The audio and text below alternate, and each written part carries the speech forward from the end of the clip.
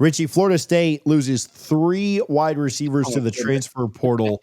And I don't know that 2 of them are a major shock. I honestly don't know how big of a contribution you were truly counting on from any of these guys, maybe a little bit from the last one, but they see 3 wide receivers hit the portal as the portal opens and then throughout the rest of the week. Hakeem Williams, Jaylen Brown, and then Jordan Scott. Jordan Scott, we'll start there, and then we'll talk about Hakeem and Jaylen too. But, a tall guy, 6'7", you were kind of hoping you could recreate some of that magic you had with Johnny and Keon a couple of years ago. JUCO product that you were hoping would maybe develop into what you figured, and just, just never heard his name through spring, right? Never heard him being able to crack the 2 deep, never heard of him making any just, crazy plays, or, he just wasn't a guy that was featured a lot. And so I don't think it's a huge shock that a guy that comes in December, you're needing impact guys when you take guys in the portal, and then a guy that doesn't really make much of an impact in spring jumps in the portal. Obviously, you would have liked for him to turn out to be a little bit better.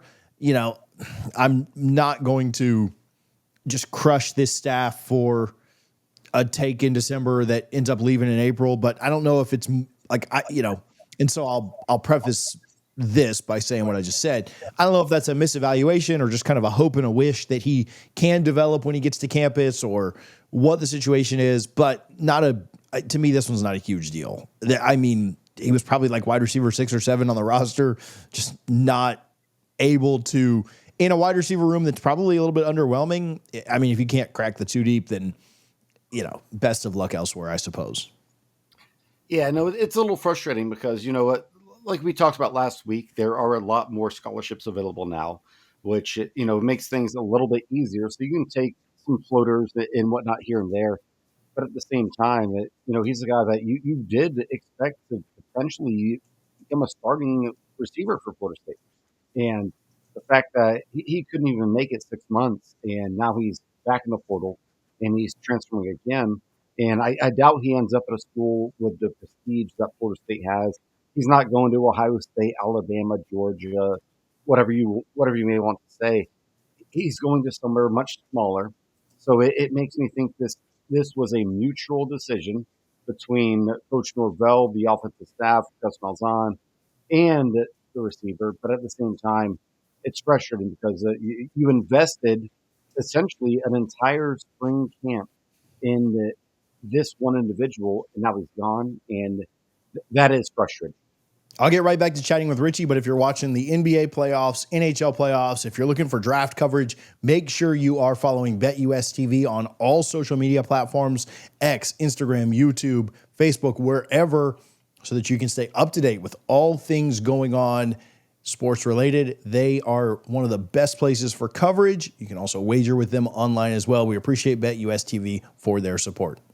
Yeah, I mean, you have the flexibility to, I'll tell you, I don't think it's a huge deal, but I agree. I think you make some points there on like just you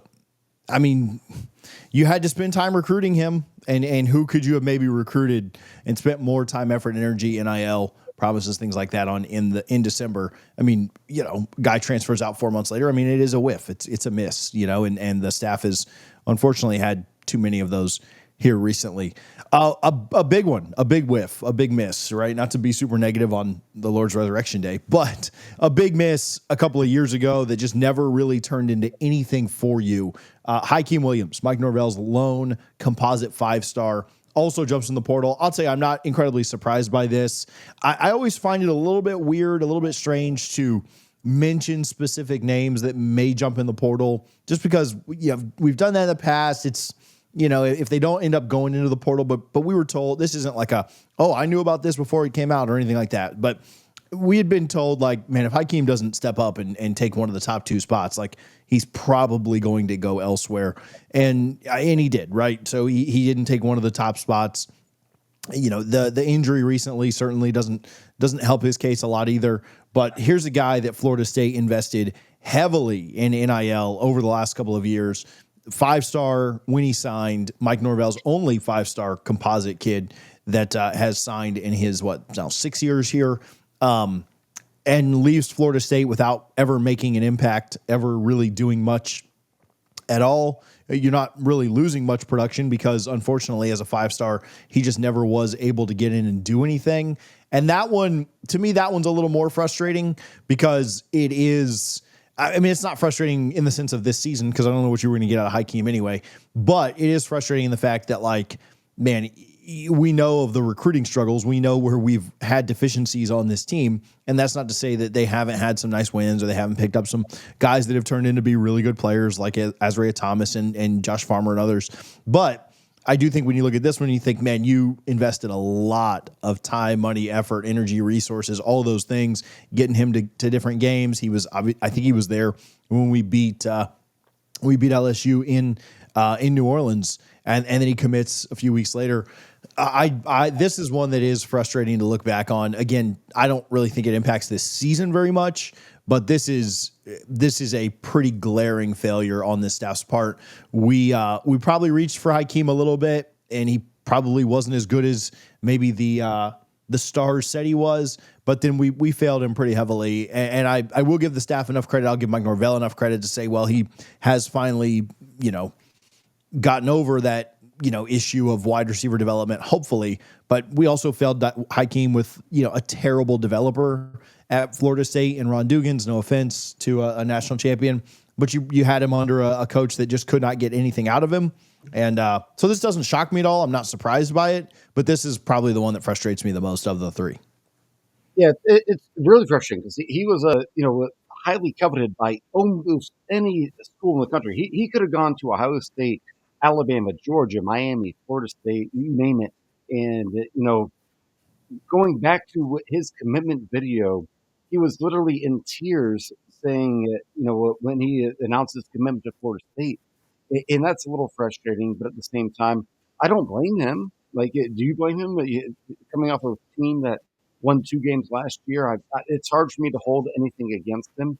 But at the same time, if you're the head coach at Florida State and you have a talent like this, and I know we have one highlight, right? The tunnel screen against Syracuse, right? Where he did a phenomenal job and just outran the entire secondary. Like, that showed the potential he has.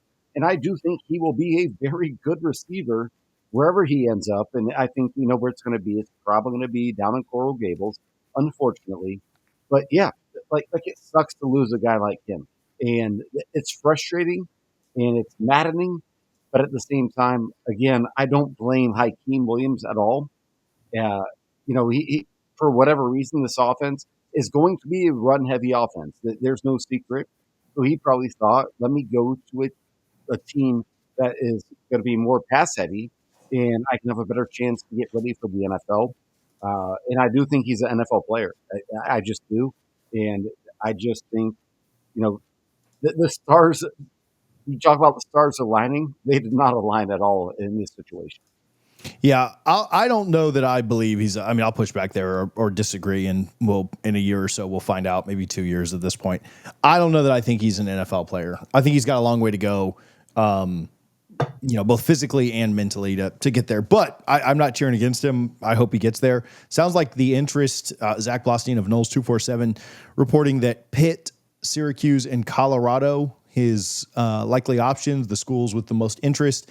I honestly would be pretty surprised if Miami jumped in now, maybe as an FU to Florida State, but not to degrade any of those programs, but if you're going to Pitt, Syracuse, Farron Brown's doing a good job right now, so I don't want to take too much away from him. And then Deion's gotten some good talent, but when you look at the potential schools that he may land at, the schools that are, have the most interest in him or that he has the most interest in right now, I don't remember the exact tweet, but I do remember those are the 3 teams. Those aren't, like you mentioned, the Georgias or Alabamas or Ohio States of the world, even the Miami, who should have a good year again this year. If you land at a Syracuse or a Pitt, no disrespect to Adazio or Fran Brown or even Deion out at Colorado, who's pulled in some good talent, but that's certainly not that's certainly a step down from where you're at right now. And so maybe he can turn it around. Maybe he can improve in one of those offenses, but it certainly doesn't look like, he's going to land. I would be pretty surprised if he landed a playoff caliber type team. or even not even drawing any interest from SEC programs or anything like that. So or I guess Big Ten. So he's kind of staying out of the Power Two. If that's where he ends up, we'll see. Could end up somewhere else. But yeah, I mean, I don't hold anything against Hakeem there. I think it's mostly Florida State that failed him. Maybe he wasn't. Every 5-star doesn't turn into an automatic first round pick like they should. There's some projecting going on there. So there's probably a little bit of everything. Could Hakeem have done a better job here with some things? Absolutely. Could Florida State have prepared him better? Absolutely. That's probably the biggest factor. And then 3, like maybe he just wasn't quite as good as we had hyped it up. This one may be the most interesting of the 3 wide receivers. Seemed like Jaylen Brown was having a pretty good spring. Maybe pushing for a top 3 or 4 wide receiver spot. I mean, it feels like Deuce and Squirrel are probably your 1-2, and then they'll gadget some guys around as well in the slot and do different things. But it seemed like Jaylen Brown was having a pretty good spring, and then this isn't Athens, so we don't let guys stay on roster after getting felonies. Jaylen Brown to the portal after getting arrested for felony possession of non-prescribed. It sounded like drugs, whatever. I will just be honest with what it was. And if the hits don't keep coming, right? That was a kid that I think. If you were counting on Jaylen Brown again to kind of save the season, I don't know how big of an impact this truly is one way or the other, but I do think that it just, it never stops for Florida State. It seems this last year and a half, really ever since the Jordan injury, right? So, of course, a guy that was kind of pushing and going to be in the mix this year. To what degree, who knows? But of course, he gets arrested and dismissed from the team. And now he's looking for a new home. So maybe we'll find that new home in the SEC or at Auburn or Georgia or something like that with how lax they are. But, this one, not a development problem, not a coaching problem, just a kid that couldn't do the right thing, I guess, on Saturday morning and is no longer with the program. Yeah, and the ugly secret about college football is, in the NFL as well, do your talents outweigh your problems, right? And I believe he had 8 catches for 75 yards last year. So, clearly the potential is there for sure. And he could definitely go to, I wouldn't be surprised if he ends up at Ole Miss with Lane Kiffin, or, even at Georgia or somewhere else. But at the same time, you've done nothing here to prove your worth. It's not like a Randy Moss situation, which again was a different lifetime ago, where all he did was smoke a little weed, and we had to kick him off the team because of that. Unfortunately, because Florida State probably has 2 more national titles if that never happens. But at the same time, with Jaylen Brown, it's frustrating with what happened to him. And I don't know all the facts. I have not read the police report. I don't know any of that. So I wish him nothing but the best. I hope he gets his life back on track. And it may not even be a big thing. It might be something small. I don't know. I'm not here to give you legal advice or anything like that. But at the same time, it stinks because he's a guy that probably could have started for Florida State this year. He's a phenomenal athlete, and he's a guy that could have been a very good player for Florida State. And hopefully, just my opinion, I hope he's really good wherever he goes. Yeah, no, frustrating. And like I said, the hits keep coming. So hopefully, and we'll see. I think we'll talk more about portal entries here in a second. But yeah, I mean, hopefully they don't lose anything outside of the wide receiver room, because it certainly has thinned out over the last 6 days to where you need to stop the bleeding. Hey, remember last week we need to hit the portal, and we're like, maybe if we can find somebody. Hey, now, yeah, we got to hit the portal hard on the receiver front. Yeah, I'd be all about going after the wide receiver spot at this point. So